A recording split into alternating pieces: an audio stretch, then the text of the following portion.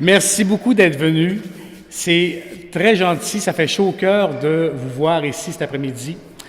Ce livre-là, on me demande souvent d'en raconter l'histoire. Ça faisait longtemps que je voulais raconter l'histoire de mon père, d'ailleurs André Larouche, qui est ici, qui a une grande dévotion envers le frère André, qui a été guéri quand il était jeune. Il avait des grandes fièvres qu'on appelait à ce moment-là. Et sa mère, avec sa grande dévotion envers le frère André, a obtenu sa guérison. Et avant de décéder, elle lui a dit « Oublie jamais ton petit frère André ».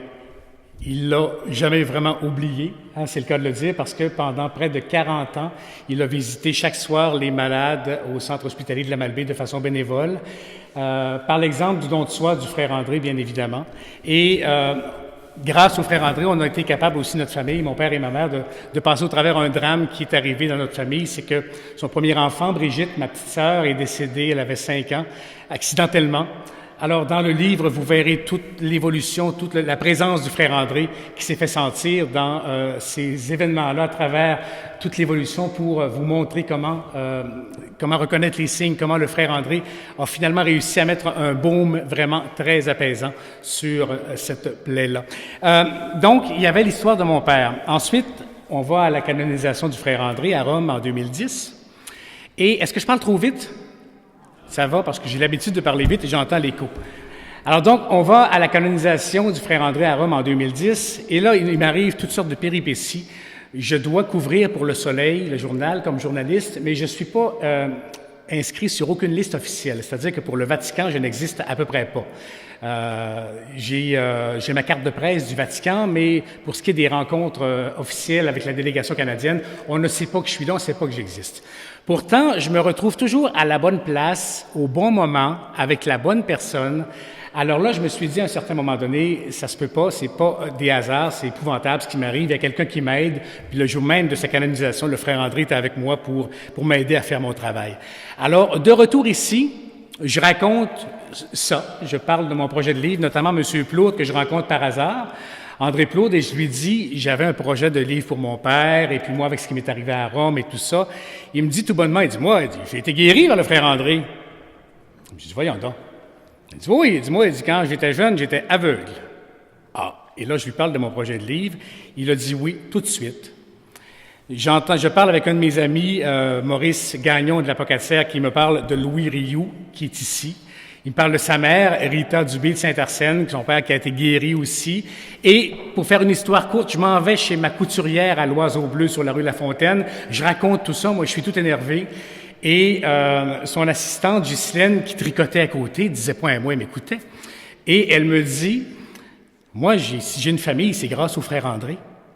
Là, je dis, voyons. Tu sais, quand je vous parlais des hasards nécessaires qui n'en étaient pas et cette série de coïncidences qui s'enlignaient les unes après les autres, alors finalement, tout ça pour dire que je me suis retrouvé avec une quinzaine de messagers qui parlent de l'importance du frère André dans leur vie, de la façon dont ils ont été aidés, accompagnés pour certains des guérisons qu'ils ont reçues, et ça a donné ce livre-là. Pour l'instant, je vous dirais que tous les obstacles qu'on pourrait avoir s'en vont tout naturellement. On a eu une couverture médiatique extraordinaire.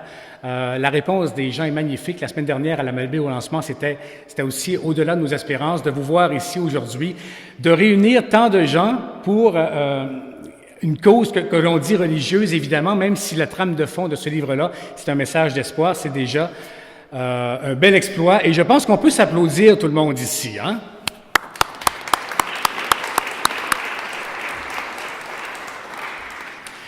J'ai des gens qui sont ici, qui sont venus faire un tour, qui ont accepté l'invitation et ça me fera plaisir de vous les présenter pour qu'ils viennent prendre la parole. Tout d'abord, je demanderai au maire de Rivière-du-Loup, M. Michel Morin, de bien vouloir venir nous adresser quelques mots, s'il vous plaît.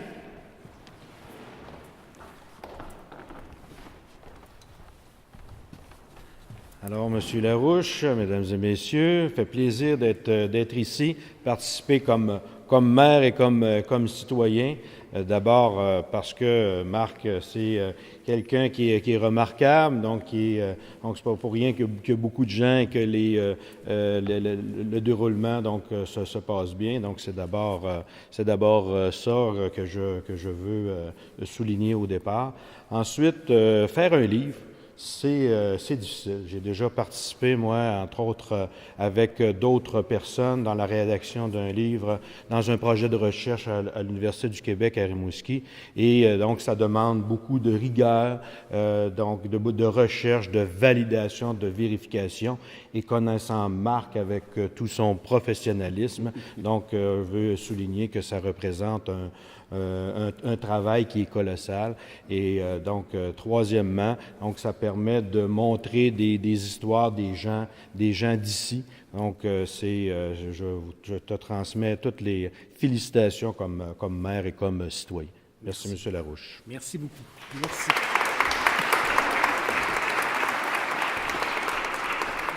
C'est particulier.